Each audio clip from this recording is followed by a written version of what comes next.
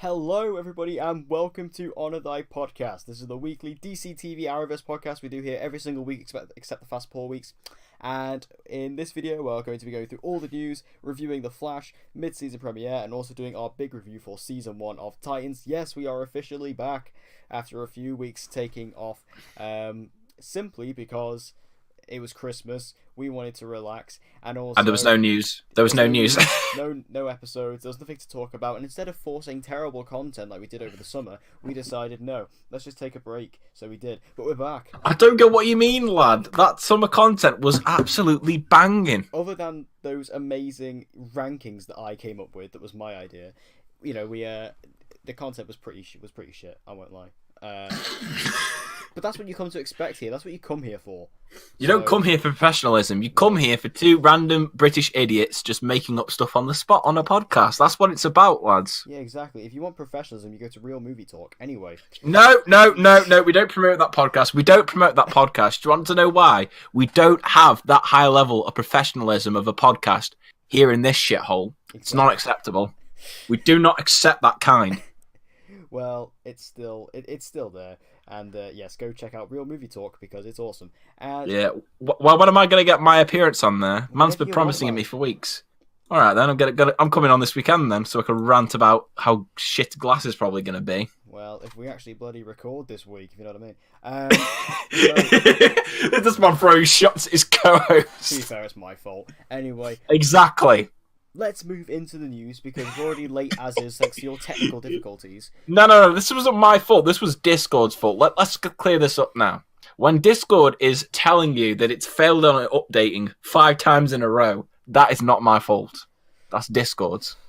Look, I mean, let's just say that Dan's laptop was incredibly rusty after not doing this for so long. You know. What do you mean? It's not like I've not used it. I uploaded like 2 videos in 2 weeks. 2? Oh, damn, that's good for you. Anyway, moving into the news, we have something that will calm you down and something that will definitely bring you into the Zen mode is that Arrow got a new trailer last night. Oh, boys. The stuff of beauty. Oh, beautiful. Beautiful, mate. It really was. We get to see Oliver accepting his place as a new member of the SCPD. Basically the Judge Dredd of the SCPD, if you will. Oh, is that a bold statement for you? Is that too far? That gets me a little bit horny, yeah. So we have all that going on, and Laurel's there as well. You know, your baby. Oh yeah, is there. Don't worry. As soon as I saw the opening scene, it was just those two standing there. I was just like, I just paused the video. I just got down on both knees and I started praying towards the TV, just like, thank you for actually giving us a scene. Best Schwartz actually giving us a scene with Oliver and Laurel. Yeah. I mean, I'm not asking for much, but we barely get this shit. We barely get this. It was great. And we get to see an actual scene where he breaks into Slabside. There'll be which you only pointed out to me like before this, because I didn't even know where that was. I thought that was just like some random building that he was going to. But we'll explain why he might be doing that later on. We've got another bit of to do with that. But it's very, very cool. It was a great trailer. It kind of gives us a few details for, like, I think it's episode 10, 11, and maybe 12. It's definitely 10 and 11. Sure. Yeah. What I found the most funny, though, is that the trailer still goes under the title of, like, you know, the promotional trailer for episode 10, My Name is Amiko Queen. Yeah, Amiko Queen probably has about 5 seconds in the trailer. Yeah. Oh, and also, yeah, they changed the title back again. It's now My Name is Amiko Queen. Because your boy here exposed it for you first. This man here got the scoop for you first. That's what it was. Yeah. Remember? I still remember the day. I still remember this. See, they cowered in, CW did, because they knew your boy was on to you. Well, we all know what to do. Do not mess with Dan McCance. So, don't mess with the Big Mac. We have Jesse L. Martin has officially returned to The Flash. He is going to be coming back in episode 15. Danielle Nicolette released a video where he popped in to show he is back. So, yeah, his back's all right now, I guess. I can't tell which back you mean by that. That was the point, it's a joke. Sarcasm. It's because you cut out halfway through on mine, so I missed it. Damn, that's probably going to come through on the pod as well. No, God. So, are you excited, I'm happy. Are you excited for Jesse to be back? Absolutely. Like, he's definitely a character that I've missed, sort of, just because I like the presence that Joe brings to the Flash, just as a parent figure, but also because I really like him as a character. And it's been kind of just annoying, like all these excuses they've had to make on the show as to why the character of Joe isn't there. Like it's getting stupid at this point. Honestly, the worst. Yeah, this week's was just like, ugh. And what made it worse is that they dropped Wally in it as well. Yeah, and it just makes me cry. Like, where's that third appearance Wally's meant to be making? He was contracted for 3 appearances. He's got 2 more. 2 more. He's only had 1 this season. Oh, I thought he had 2. No, he was in the premiere. That's it. I thought he would have been in the 100th episode, but he wasn't. Oh damn! So he's still got 2 more.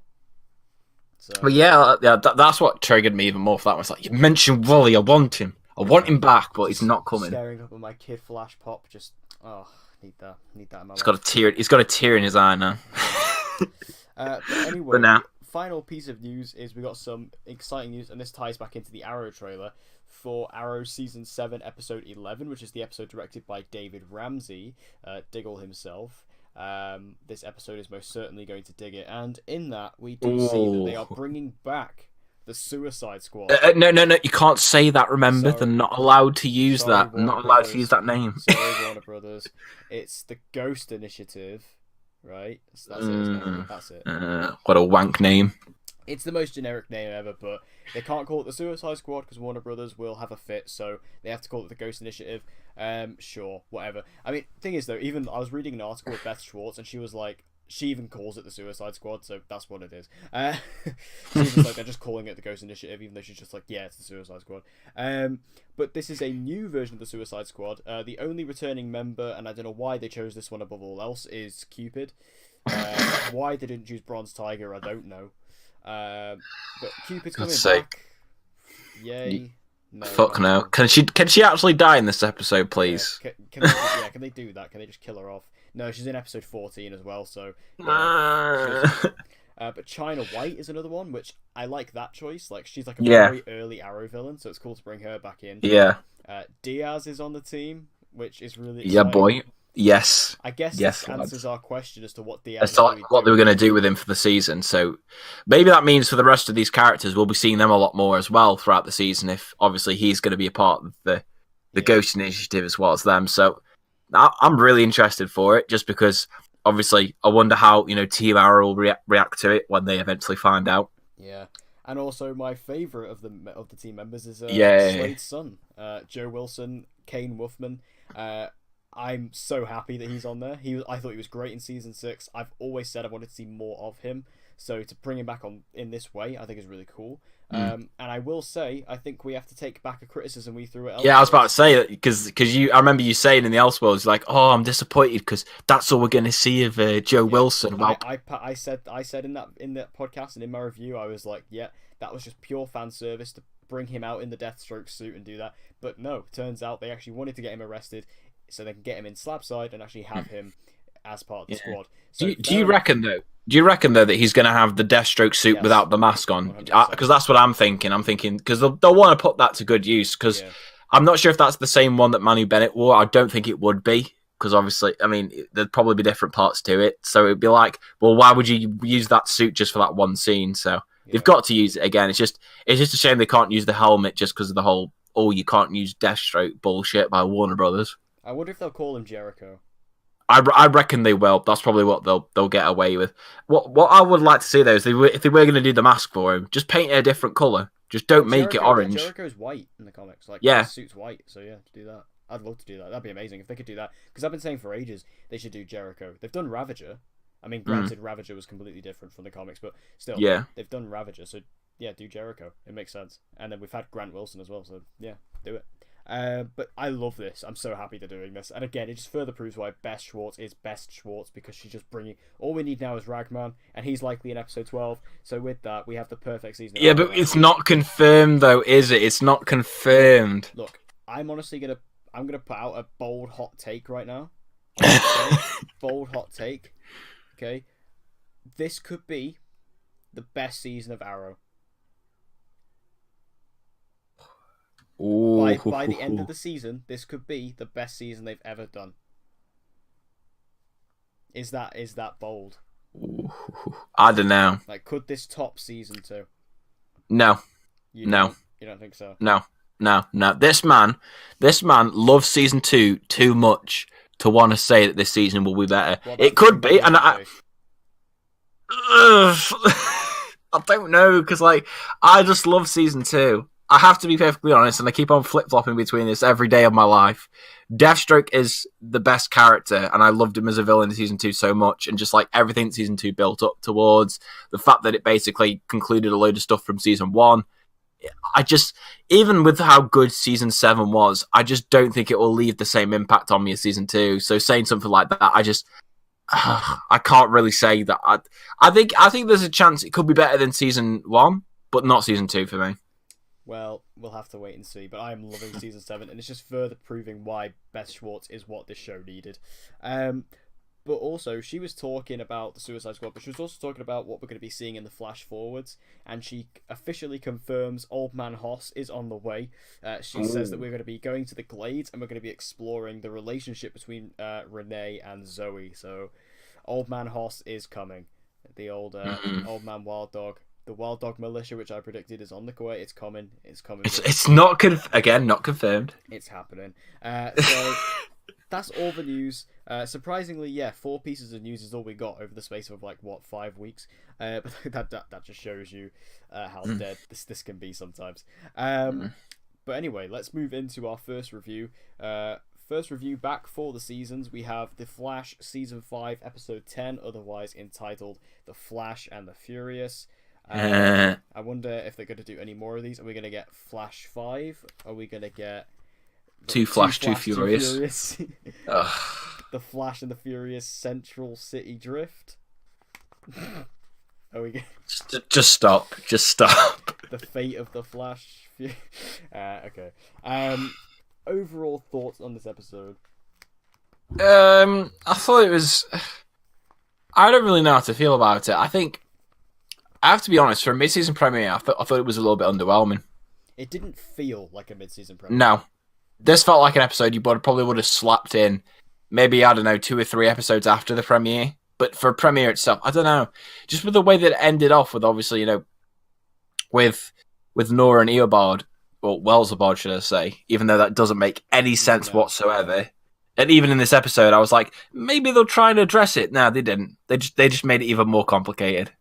But I just found that stuff, the fact that they only had scenes together at the very start and the end of the episode, and the fact that, I don't know, everything just in between, I didn't like either of the 2 villains at all, really. Weather Witch, I think the actress is terrible, so it just takes me out whenever she speaks. I thought the other villain was pretty awful, didn't really like the actress either for there. And the fact that they both survived this episode, which basically means they'll be coming back later on the season, just what happened to cry. Hey, that's what I don't know. When did she have the ability to teleport? Did she become the weather? They crashed the car, and then Nora and Caitlin just walk off. Did they get arrested? What happened? No, they escaped. You know that lightning bolt that came down to the car? It teleported her and that other villain somewhere. I must have missed that.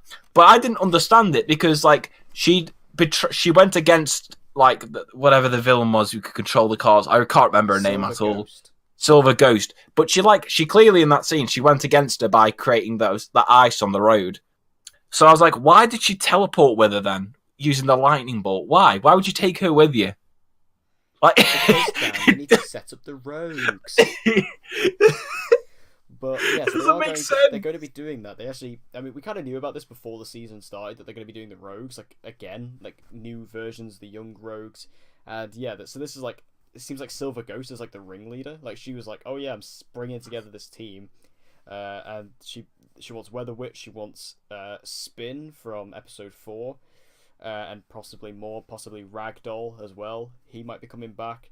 In terms of these 2 characters, I have to say, I think what they did with Weather Witch in terms of actually making her a meta who was sympathetic and remorseful for her actions was something I actually found quite interesting, because it's something they don't normally do. Granted, I don't think the actress is great, but I think it was interesting, at least. It was interesting, but the problem was that because of her acting, it took me out of almost every single scene where they tried to do something with her arc of, getting her to be sympathetic. As well, is that she's incredibly inconsistent, because she says she's remorseful, and then, she gets broken out and taken back, and then she, turns herself in, and then Silver Ghost breaks her out of prison, and then she just goes with her again, and then she goes off against her again. So it's not really a good... I don't know if they were trying to play confliction, or not, but it's like it wasn't a good way of doing it. Like No. because it just looked like flip flopping. It didn't look like Yeah, conflicting. It looked like flip flop.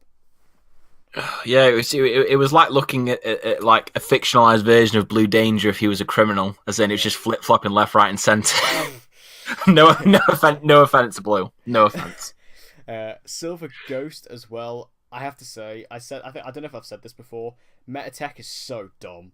It's so stupid. I really don't like it. I didn't like it with the spin character. I don't like and this brings me to like one of my biggest issue. What was that car, man? I mean, Wayne Tech. They said it was Wayne Tech, and that's what I heard that as well. I was like, did they say Wayne Tech? It's like that was just. Why can it phase? That's ridiculous. I mean, okay, I can get with the whole invisibility thing. Like if maybe like they'd actually established that the Flash or like a Flash maybe of another timeline has interacted with Bruce Wayne, and that's how he'd know how to do that, then that'd be fine. But it was just like they added that, and it's like that doesn't make any sense. And honestly, the phasing thing makes no like. This car can basically do everything the Flash can do and more, and that's a massive problem. And like, why is it controlled by emojis as well? That's a bit of a weird choice. No, that was just I don't know. So basically, what this is saying is Argus created a new version of the Batmobile. This is the Batmobile of the Arrowverse. But yes, Metatech. I'm so done with it. I think it's a stupid idea. Because a lot of people I've seen online haven't enjoyed Metatech either, especially in this episode. So I hope it's something the writers take on board. Like, the shards got into. I kind of understand, the new metahumans that have come from the satellite, but the fact. But it's like the fact it goes on to technology, because it's not a living organism. It's just you're stretching too far beyond the realms of. Makes no sense. It requires you to shut off your sense of disbelief so much that it's like it gets to the point where it's like, no, I can't do it. And it's like the same thing applies to the car. Like I say, the fact it can phase, like in the sense of disbelief, I can buy the invisibility thing, I can buy the weapons, but the phasing thing, like it doesn't make any sense. Like how would the makers of the car, one, know what phasing is, and two, how would they be able to create a car that can phase, like the physics of it? Like how would they be able to? Right, the only reason Eobard Thorne knew how to do that was because he was from the future.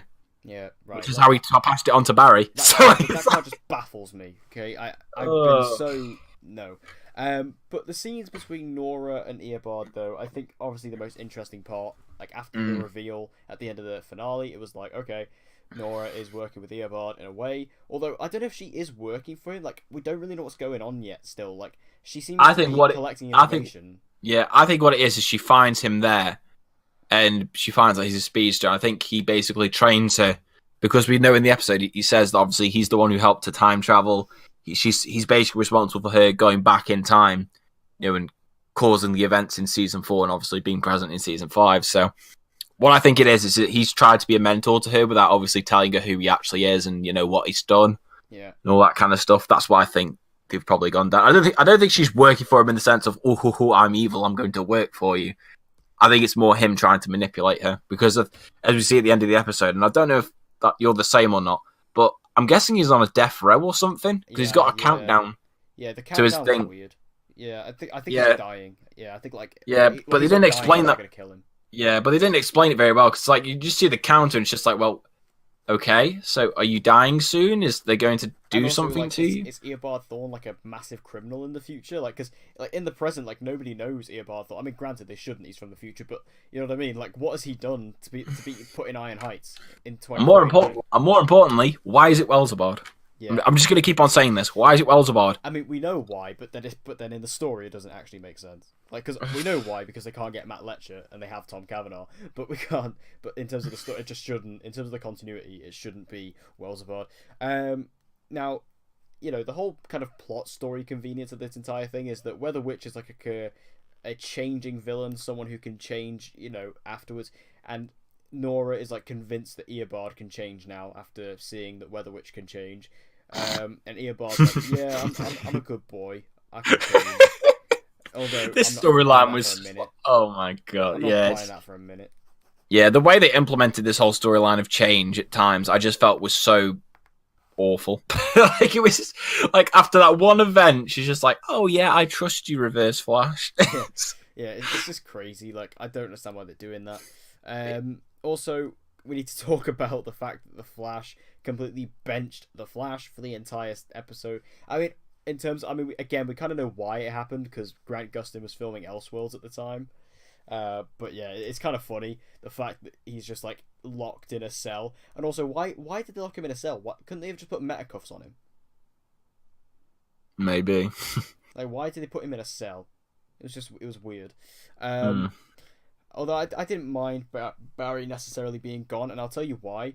Right, because Barry wasn't in this episode much. Joe obviously wasn't in this episode. Ralph was not in this episode, and I think the episode was all the better for it. Less characters is better. I guess so. I'm not saying everything in this episode was great because of it, because it wasn't. But what I mean is the lesser characters. Because all of these shows now are team shows, all of them, and like sometimes that can be a hindrance because there's so many characters to deal with. Whereas there was only like 5. Like there was like Nora, Iris, Cecile, Caitlin, Cisco. And Sherlock. And Sherlock, yeah. So like I think that shows that, like, you know, it is better for that. Although I would have liked to have Ralph in this episode because I like Ralph. He was visiting his mummy. But yeah, I think that kind of proves that they should be doing that. Sherlock is now onto Nora. I mean, we kind of knew that anyway, but now he's like deciphering the Speed Force language. Yeah, and he finds out that Nora's like deleted her files from the Time Vault with Gideon. Yeah. So I did like Sherlock in this episode, like when he walks into the Time Vault and he's trying to get Gideon on, he like just claps to try and get on. That was good. Sherlock's growing on me as the season's going on. But I like this storyline for him though. The fact that he's like uncovering the Speed Force symbols and he's, you know, trying to figure out what Nora's up to. I do like that because, like, to be fair, Nora, like, she's got a lot more to her than I thought she was.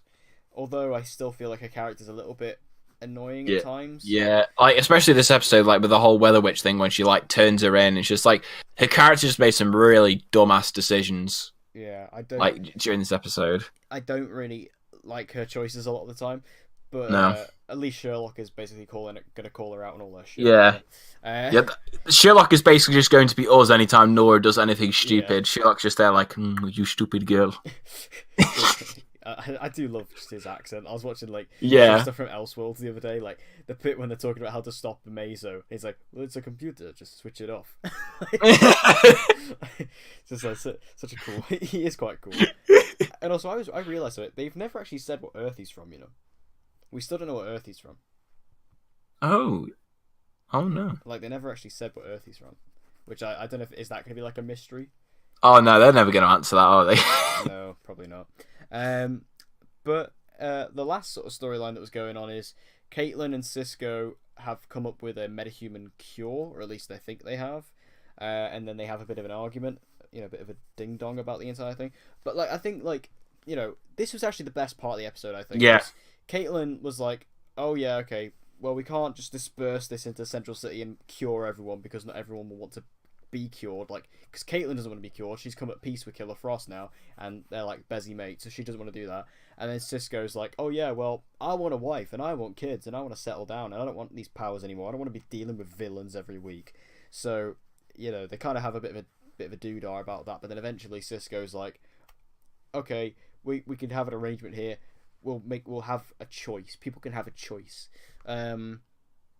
Yeah, I don't know. It was weird. Like, I think it was the best part of the episode, but given like the episode overall, it doesn't still come out across that good. No.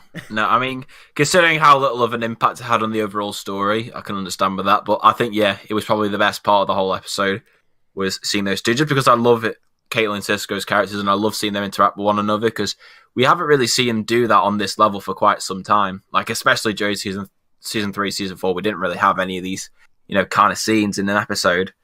So to actually get these, I think, was pretty good. And like you say, because you have these two characters, one who is just willing to get rid of his powers completely, you know, because at one point they're killing him, and you have, you know, Caitlin, who's really come at peace with Killer Frost, and she sees her as a part of herself. So I thought that was really cool, just the whole storyline in itself. I'm just hoping that with the whole Cure storyline that it doesn't derail itself, because all I'll say is, as long as they don't follow the pattern of X-Men: The Last Stand with the Cure storyline, then we're all good to go.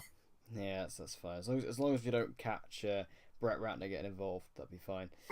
Yeah, doing any misdeeds behind the scenes. Yeah. So yeah, I think that like this storyline was cool, especially because like they're normally on the same page for most things. So Yeah. for them to actually have some conflict was quite good. Do you think the rumors are true that Carlos Valdez is leaving, based on what he said? I don't know. I really don't know, to be honest. I mean, I wouldn't want to see Cisco leave because I love Cisco.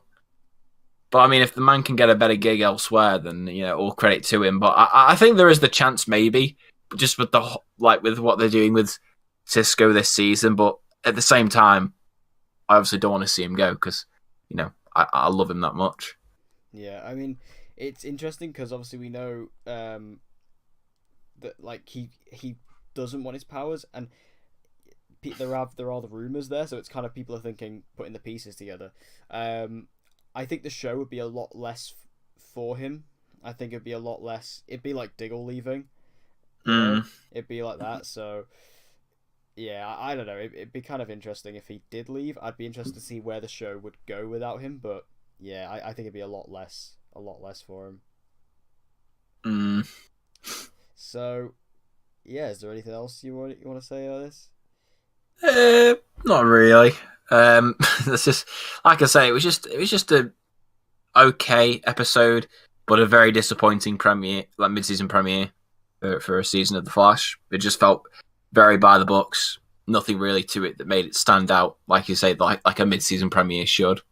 Yeah, it didn't feel like a mid-season premiere, and it kind of just came across as a bit odd, a bit of an odd choice. Because they've had like some mix-ups with the episodes, and we kind of know that. So I feel like maybe this is very obvious, like that maybe this was the wrong, like they shouldn't have had this episode. Like, I wonder if we'll get an episode in the next couple of weeks that feels like a mid-season premiere. Because there's been quite the mix-up recently. Maybe. I mean, I'd hope so, but I really don't know at this point. Yeah, not a great start for the Flash, but we'll have to see where they go from here. Like, I don't know how excited I am about the Flash. Like for the rest of the season, because I am enjoying it, and I did like the first half, but I don't know, like, because I don't know, we have no idea where they're going with it, and also like I was thinking about it, like, Cicada. What are they gonna, like? Do you think Cicada's the main villain? I really don't. But I would have thought they got rid of him at this point if he wasn't going to be the main villain. So yeah. I'm just really confused by it. Like the next episode, they were like, "Oh, let's all go after. We're gonna kill him." Like, I wonder if they will kill him, because I really don't think he's the main villain. I really don't, especially at this point. Like after this episode, it's got to be Eobard. Maybe. I don't know at this point. It's just, it feels so jammed with all the ideas they're trying to do. Like, oh, is the main villain Cicada? Is it the young rogues? Is it Reverse Flash? I don't know. I have a fear that this back half of the season is just going to get too crammed with too many villains and storylines at the same time. Oh yeah, because the rogues as well. They still need to do that as well. Yeah, so I think it's just going to Spider-Man 3 itself into out of control. Like, I don't want it to, but I just have that fear at the back of my mind because I just don't really feel a sense of direction for what are they actually going to do in the back half of the season. Who is the main villain? Like, I don't know. Yeah, I don't know. I think it might be an odd one. But we'll have to wait and see. Obviously, we'll keep reviewing these episodes as they come out. But let's just get excited for Arrow next week because we all know it'll be amazing. Yes. Anyway, going from one bad show to another. No. No. We're going to be doing, given the fact that Titans officially launched on Netflix internationally in the UK about a week ago. I was really hoping I was going to get away with that then. Now, if you watched this show live as it was coming out... Well, to correct this, I waited until episode 8 aired, then I started watching it live. Okay. So, the illegal boy over there started watching... Hey, it's not legal if no one's caught me. Yeah, it's true. And also, all of us watching are just as guilty. But I have waited, and I waited for Netflix to get it, and I binged it all over the weekend. And we're going to review Titans Season 1. So, overall thoughts on Titans? Might as well just replay my review. that I uploaded, which you can go check out, by the way, guys. No. One thing I want to say about this whole thing, obviously Titans was on the DC Universe streaming service, the new DC streaming service, which is only available in the US. Why? I mean, like, this should be like a worldwide thing. Like, DC, especially after Aquaman, right? DC have a worldwide audience, clearly, right? Aquaman's crossed $1 billion now. You can see that. So just release the thing worldwide, so like we don't have to wait for weeks after, when we already know that the whole mess up with the finale before we've even started the season. We'll get to that finale. So yeah, I'm just kind of a bit annoyed. I want the DC Universe streaming service here because I probably would pay for it. No, you don't do that. It's too expensive, bro. I'd probably only pay for it for like a month at a time when a new show comes out, though. It's like I'd pay for it, watch Titans or whatever. Oh, but then again, I have to wait for it week for week, don't I? Exactly. Actually, America, you can keep it. Anyway, so let's start off with the Titans themselves, okay? Arguably the weakest part of the show. Well, honestly, the way I look at it is, all the side characters who they introduce in this show were more interesting and better developed than the Titans themselves. Like, Hawk and Dove are fantastic in this. Really good characters. Donna Troy, I really liked. Jason Todd, who I didn't think I was going to like, I really did. And the Doom Patrol are easily my favourite characters in the entire season. And I'm really excited for their show now, because I thought they were great. And honestly, my favourite episode of the season is episode 4, Doom Patrol. Loved it. Love them. So yeah, I thought they were pretty good as well. But yeah, yeah, same as you. Like, I just thought the side characters, what they did with them, with the screen time that they had with them in the episodes, I just think they did far more with them as characters. They were far better written. And I find it so confusing, because you'd go into a show called Titans thinking the Titans, who are going to be the main characters, who will have the most screen time, would be the most developed characters and the characters you care about the most. But no, it's just like Hawk and Dove. I really enjoyed their story, finding out about their past. I have to say, I didn't care for their origin episode. Didn't you? No. I really enjoyed. That was one of my favorite episodes, to be honest. No, I really enjoyed that episode. I think it kind of came across as one of the. I kind of get that with origin episodes sometimes, where I'm like, is this necessary? Like, I feel like maybe that was something we could have got later on. I don't know. No. I understand that problem, as in, why was it placed third to last episode of the season? I completely get that, but as an episode in itself, I still think it was very strong. I just wish that the episode had been put somewhere in the middle of the season, or maybe after episode 2, where you have that cliffhanger. Yeah, it was just a bit of a odd one for me. It kind of but then again, that's an issue with the entire season, is that a lot of the episodes for me felt like they were a bit weird in their placement. Like, I remember obviously with that was a problem. I remember with the Doom Patrol episode, originally it was going to be episode 5, was going to be Doom Patrol, but then they changed it around. So episodes 4 and 5 swap places. And then obviously with the finale, we all know about that. That wasn't actually meant to be the finale, but we will get onto that shambolic, absolute pile of shit later on. But yeah, I enjoyed that episode. I enjoyed their characters. Donna Troy I thought was fantastic. Really enjoyed her. Getting to see her use the lasso as well was just awesome. Yeah, not gonna lie. Jason Todd, really cool character. Yeah. He wasn't a whiny little bitch like I thought he was going to be. Yeah. He was actually quite cool in that how he was quite similar to Dick, but also very different at the same time. And then, like you say, Doom Patrol, I'd say for me as well, were the standouts. Like, they were just so good, and the way that they wrote the characters, so that you really wanted to see more of them, in preparation for that spin-off show, which, yeah, I'm really looking forward to. Even though, like, I've already mentioned this before, but I'm a bit... The only thing that worries me is that, like, half of the actors who are in that episode are not actually going to be portraying them in the actual spin-off show, which I find a little bit strange, but still interesting. The actors who they've actually got, though, are really good. Like, they've got Matt Bomer as Negative Man, and they've got bloody Brendan Fraser as Robot Man, Hoyven Wade as Cyborg, who I'm a big fan of. So I'm actually perfectly fine with the castings. If that's the tone they're going, and that's the sort of characters they're going to be, then I'm very happy with that. Now, I think, like, what was interesting about the side characters, not only were they more interesting, but just, like, the fact that their individual episodes were always, like, the ones I remember the most. Like, Donna Troy is an episode I remember. Hawk and Dove is one I remember. Jason Todd is one I remember.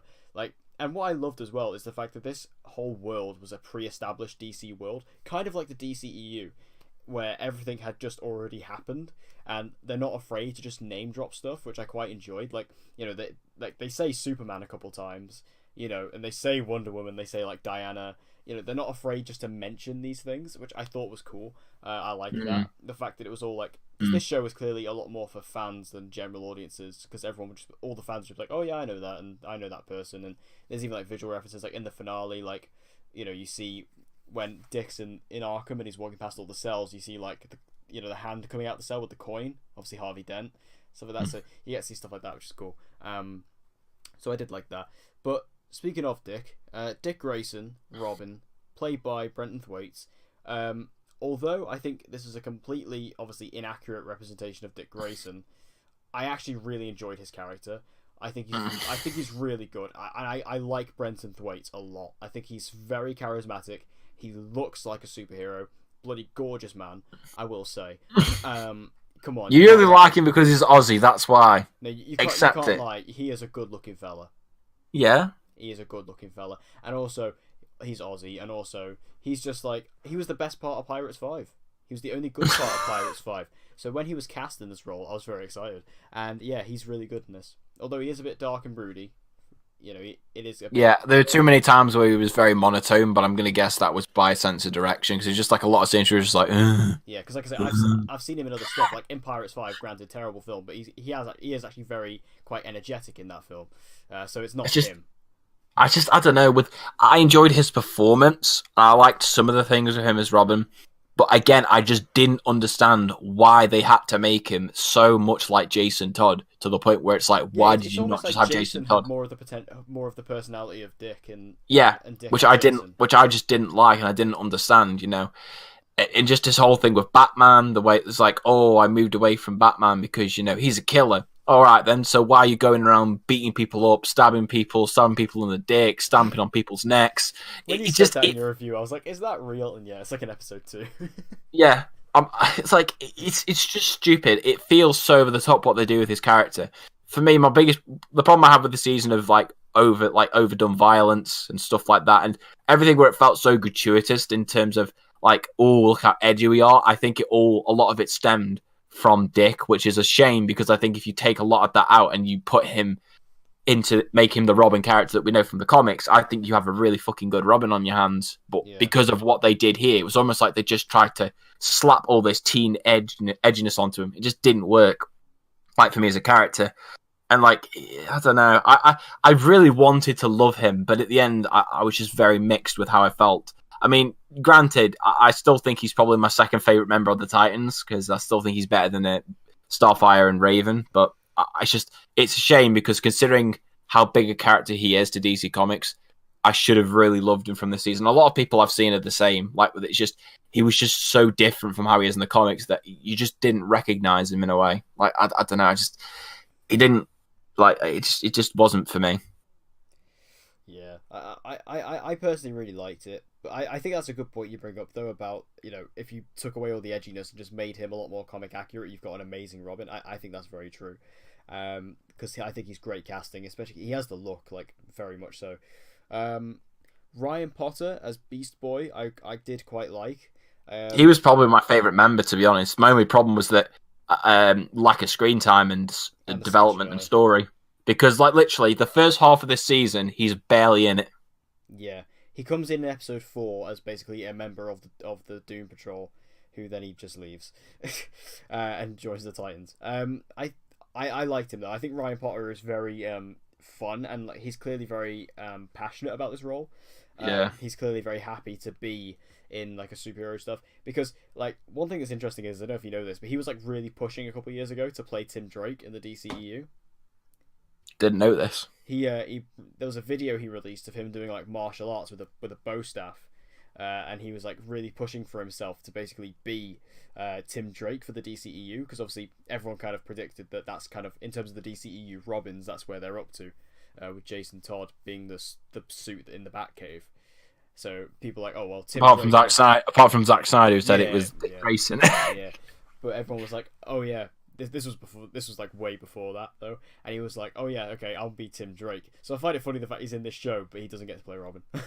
But anyway, I did think he was very good. My only problem with Beast Boy is I thought he was like very likable and very fun, but like I say, yeah, just the lack of screen time, lack of development, and also CGI when he actually turns into a tiger wasn't good. No.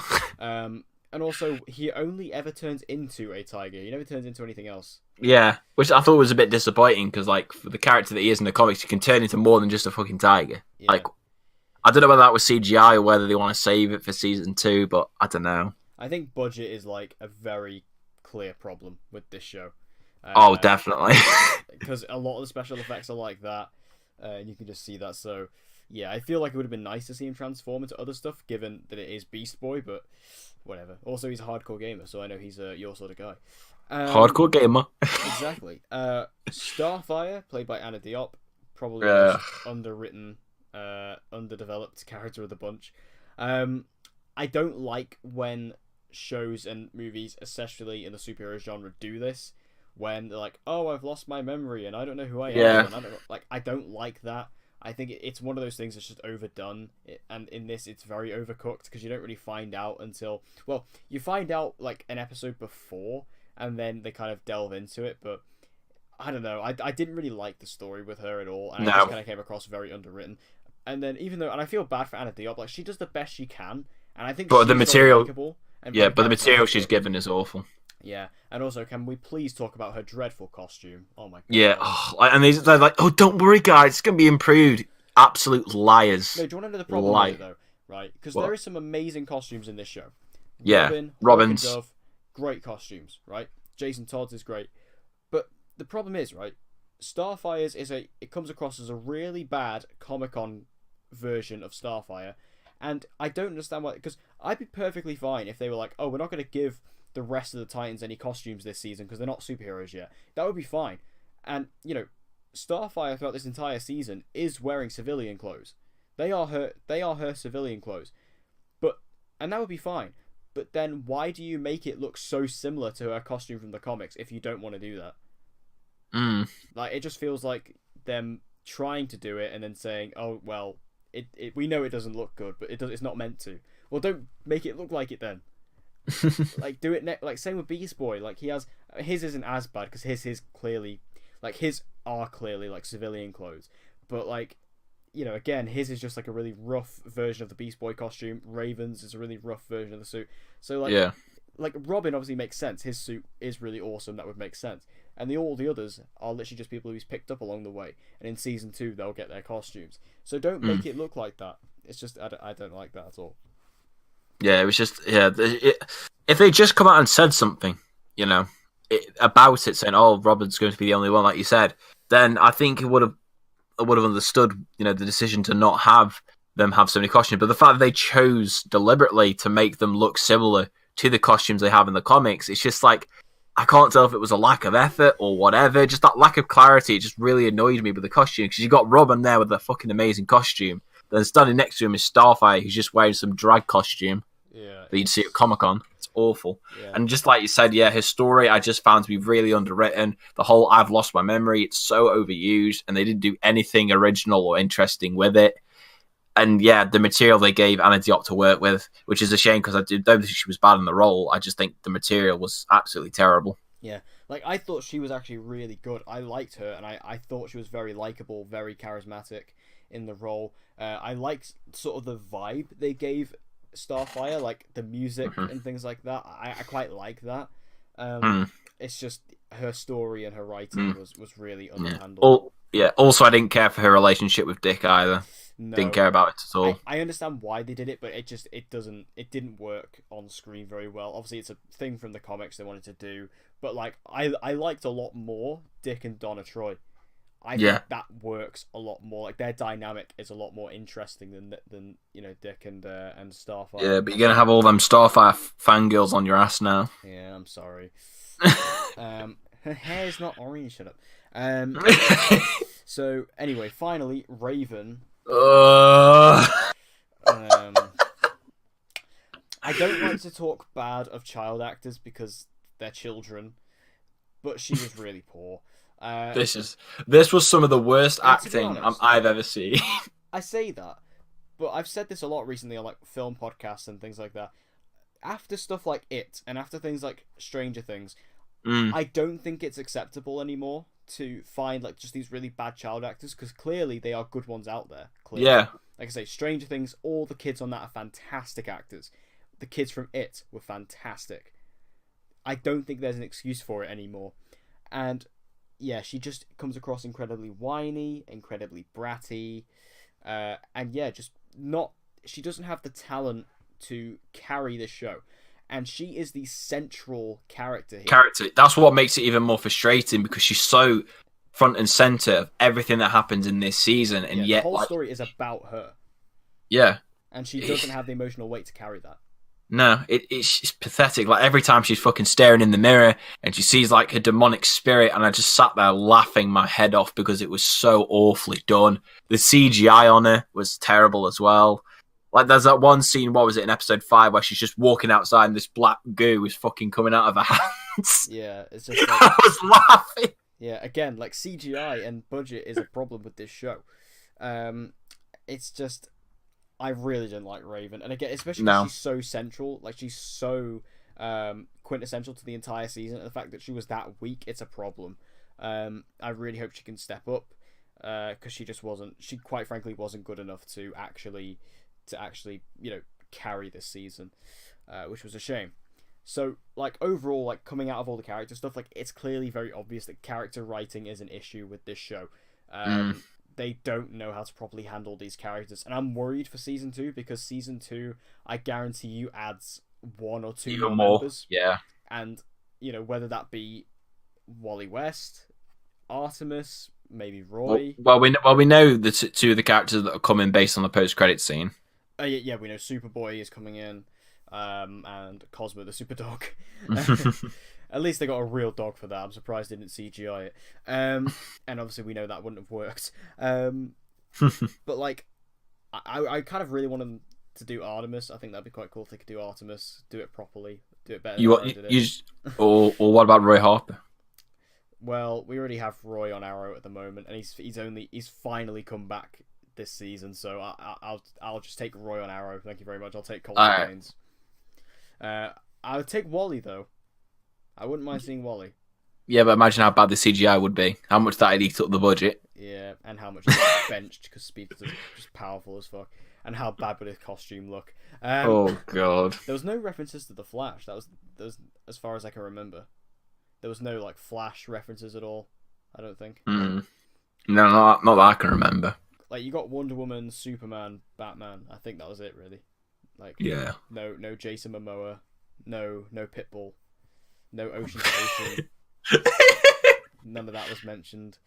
But yeah, I think character writing is an issue. Also, I find it weird the fact that Cyborg is on Doom Patrol and not Titans. It's really weird. I don't know. Maybe that's just done so that there's one character on there at least that people recognise. Yeah, I really like the actor who got to play him though. I think he's really cool. He was in the first Purge. Which Purge movie is that again? I don't. The amount of hours I've spent explaining that over the past 6 months. So the biggest issue with the show, though, clearly, and this is something that was very apparent from the offset, was how hard it's trying to be edgy and to be cool and down with the kids, and it's just not that at all. See, and once again, I warned people about this when we did our impressions on the trailer, and I said I had a fear that the show was going to be like this. Your boy Declan here was like, "Oh, don't worry, Dan, it'll solve itself out." It didn't. It didn't. Can I just say that the whole "fuck Batman" line is so out of context in the actual episode? Like, in the trailer, at least it makes sense. It's not good, but it makes sense, like, in his response. But it's in response to a line that said, like, 5 minutes earlier. So, like, by the time he says it, you completely forgot what he's responding to. That line's really odd. And then just the overuse of swearing. Like, the swearing's not as bad as some of the other stuff, but it's like... It's just that it feels so over-excessive and not natural at all. Yeah, it's just like, a swear word. It's ridiculous. It's almost just like someone watched a Tarantino film or like a Scorsese movie for swearing and was like, I want to do that, but they put no talent into the actual dialogue, so it just comes across as so pretentious. Like, it gets to points where it's like you don't focus on what they're actually talking about. You're just waiting for the next stupid swear word to come out of their mouth, and when that starts to happen with dialogue, that's a big problem because you don't end up actually paying attention to the characters of the story. And I found that to be happening quite a lot of the time, just because there's these stupid amount of times where they just have to throw swear words in for no reason. Yeah, and like And that's the overuse of blood as well, which like, I've seen people say like it adds realism, but what it reminded me of, and I've said this to you before, is it reminds me of the Batman vs Superman Ultimate Cut when they just we just add it in for no reason. Or there's a scene where a guy gets beat up, just add some blood in there. Yeah. It's like oh, we really want to push the fact we're an R-rated show, so let's just chuck loads of swear. Yeah, and it looks so fake as well. Like you could clearly tell it was CG blood and it wasn't real. Like it's so awful. Yeah. And it's like, and some of the fight choreography was very hit or miss. Like, there's a bit in the first episode where it's like mega good. It's like the scene where Robin's fighting those two guys. It's just a one single like tracking shot, and it ends with him when he extends his staff. Like that shot's awesome of the action. Yeah. But then you got other episodes where it's like, I can't remember which episode it was, but it's the one just before the Jason Todd episode at the very end where Jason comes in and saves Robin. The editing in that sequence is absolutely atrocious. And then also in the finale, there's an action sequence with the shitty Batman where he kills all those cops. Scene. Oh, that is terrible. That is some of the worst editing. That is Mile 22 / Taken 3 levels of bad editing. That was awful. Oh, that scene actually hurt my eyes. Did you actually know what was going on that first time round? I remember I watched it and I was like, I've got to replay this because I don't know what the fuck just happened. I was just like, clearly they can't show this awful bat suit on screen. Because it's just like you say, it's literally Mile 22 just cutting around. And it's I don't even know how to describe it. Like it's just something else. That is. It's like shaky cam to another degree. Anyway. Let's just talk about the finale. I mean, it's so honestly, this is one of the worst finales I've seen since The Walking Dead season 6. This is like, so they tease up this massive. They're building it up the entire season. Batman versus Robin, and the episode starts out and like you got the Beach Boys on, right? Dick sat there in his pool on a lilo, floating about, and then some little boy comes out. He's like, "Oh, Dad." I'm like, "Okay, time jump," and it's like, what is it, like 5 years in the future, something like that? Mm-hmm. I think it's 5 years ahead, and so I was like, "Okay, there's no explanation of this, but time jump. Okay, I can take this. It's very different from when the last episode ended, but okay, I'll take this. I can roll with this." He's with Dawn, cool. Okay, I can deal with that. Yeah. And then he goes to Gotham because Jason shows up in a wheelchair, which I was like, okay, cool. That's linking back into the comics. Joker is clearly beating him up here. Mm-hmm. Okay, I like that. So he goes back to Gotham, and Gotham was really cool. I liked going there. Like the way they did it, it was dark. It was gloomy. It was horrible. Like that hotel Dick was staying in. And stuff like that. And there was that guy who was just like abusing his wife the entire time. And he just basically just lost it on him. Like that was really cool. And, again, like we mentioned, he goes to Arkham, you get to see like loads of references that are just kind of references for no reason, but still kind of cool. And then like they kill the Joker, and again you just get to see the Joker's like back. You don't really get to see it properly. No. The Batarang looks awful as well. Yeah, like that scene in the hospital when he just like... It's just like, and then Batman's just fucking standing there outside of a window like, can't look at the camera. Yeah, like he just like jumps out the window and it's just like, because they can't show the bat suit, it's just like awful. Also, what's with that cowl? The ears are so... it's so weird. It's such an odd suit. Like, it's like the ears like go out like side, like diagonally, like, and then it's just like they all of a sudden point upwards. I don't even know. It reminds me of like another suit, like another bat suit, but I can't remember which one it is. Like it reminds me of something else. It's just dreadful. It's just so bad. Like what I didn't understand as well, and I'm not sure if you noted this either. During that fight scene with the cops, like the shaky cam fight scene. Yeah. I've had to pause this numerous times, but it looks as if he magically changes costume because in that scene he's got like a massive like collar bit on his costume. Yet for the rest of the scenes, the batsuit doesn't have a collar. Like, go watch, if you get the chance, watch it back, because, like, I swear that he's wearing a collar in that, yet in all the other scenes, he's not wearing a massive collar. Yeah, I mean, that's just kind of Titans for you. But I mean, I feel like, in this entire scene, he has the entire GCPD come out, rig the mansion with bombs. So as soon as like Batman comes out and he's revealed to be a killer and he starts killing all these cops, he just bombs the entire place and then runs in and then he kills Batman himself, completely contradicting his entire arc, the entire season. Like, what was his line? Like, he said something along the lines of like, this is what you wanted or something like that. Yeah. Well, fuck you, Bruce. You win. Yeah, that's. Oh my god. Again, chucking in a swear word for no reason. So like again, it completely contradicts everything that happened the entire the entire season. Dick was like, no, I left him. He's a killer. I can't do that. And then he just kills Batman. And then the entire thing comes tumbling down when you realise that, oh, this is all a dream. This is all a hallucination. From Trigon. Oh god. What awful villain Trigon was. They spent the entire season setting him up, and we literally only see him for like, what is it, 10 minutes of total screen time in the last 2 episodes? Oh, it was just... God. Again, it reminded me of The Walking Dead Season 6. Like, coming out, yeah. Like, what? What was that? And, like, it was dreadful. It was just absolutely dreadful. And what annoys me more is that, obviously, it's recently come out that this was not the finale. And they've basically moved the finale to the premiere of Season 2. But, like, what about if you didn't get a Season 2? Because nothing is wrapped up. Like, the entire story is completely open-ended. Nothing's wrapped up. You have like this final episode, which is basically entirely a one-off. It's basically a dream sequence, so it's completely irrelevant, and it doesn't tie off any of the story arcs that this season has set up. It doesn't pay them off at all, and it just gives a really underwhelming, shitty cliffhanger for season 2. It was almost as if, and I get this feeling, almost as if they made that 12th episode and just thought to themselves, oh, do you know what? Let's just take that episode off and be like, hey guys, this season's incomplete, so give us a season 2 so we can complete this story. Like. I don't know. It just screams of, but like just a horrible production. Like whatever they tried to do, it was terrible. And like you say, the episode nowhere near fit enough to be a season finale at all. Yeah, like it feels like there was an episode missing from the end. Yeah, so obviously, like it was terrible. Yeah, I just didn't like this finale at all. I thought it was dreadful, and like I said, the fact it's just so incompetent as a finale to the point where it doesn't wrap up any of the storylines at all.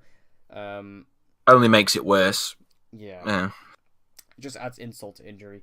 I mean, overall, then, I enjoyed watching Titans. Like, I had fun with it. It was never a chore to watch. I enjoyed watching each episode. It was never like, oh, I've got another episode to go. It was never like that. I did enjoy watching it. It's just.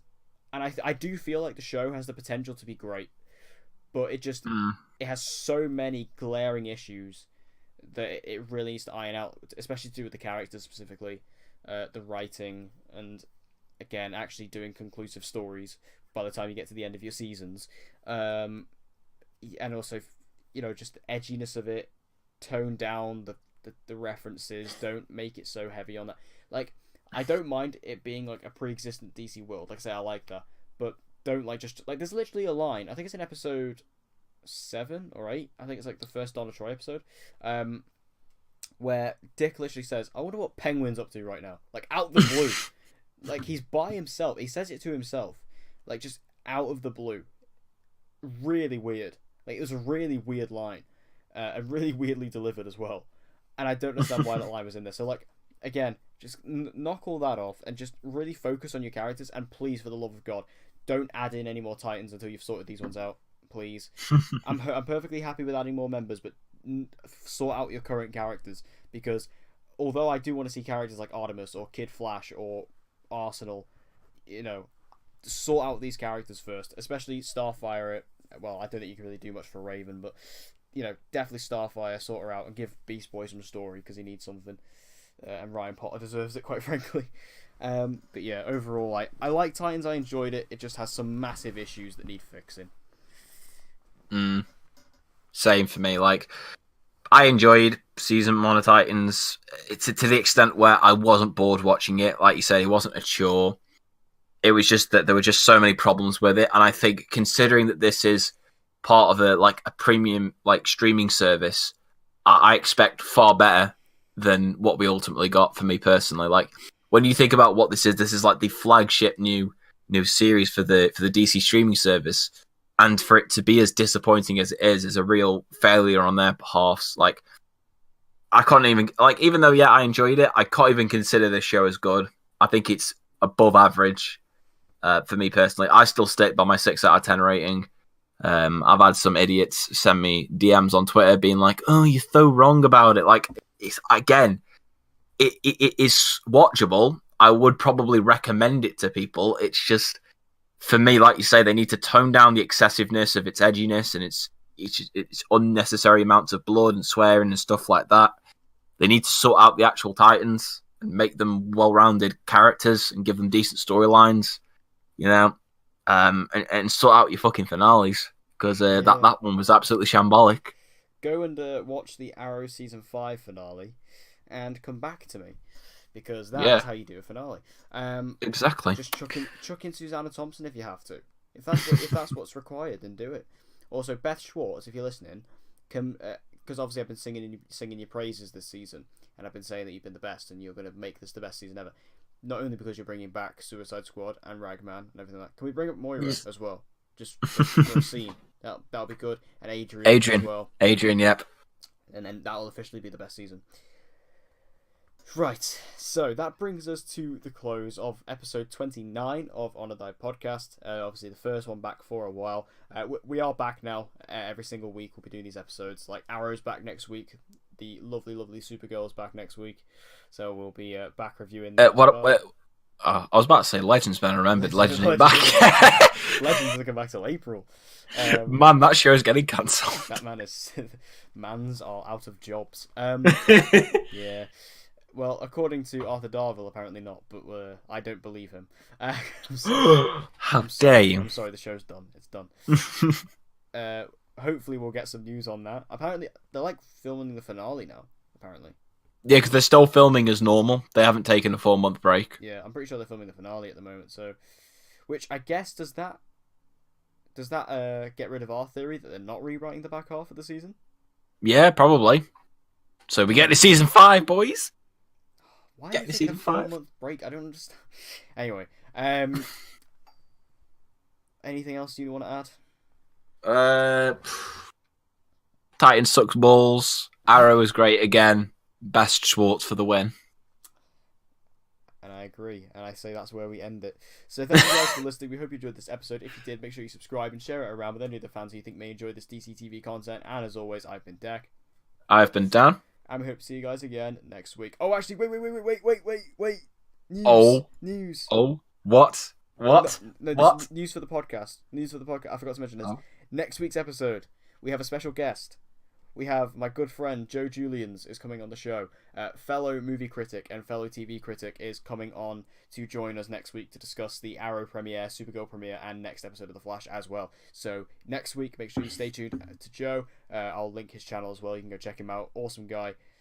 I just wanted to mention that. So anyway, thank you guys for listening. We hope you enjoyed, and we hope to see you guys again next week. See ya.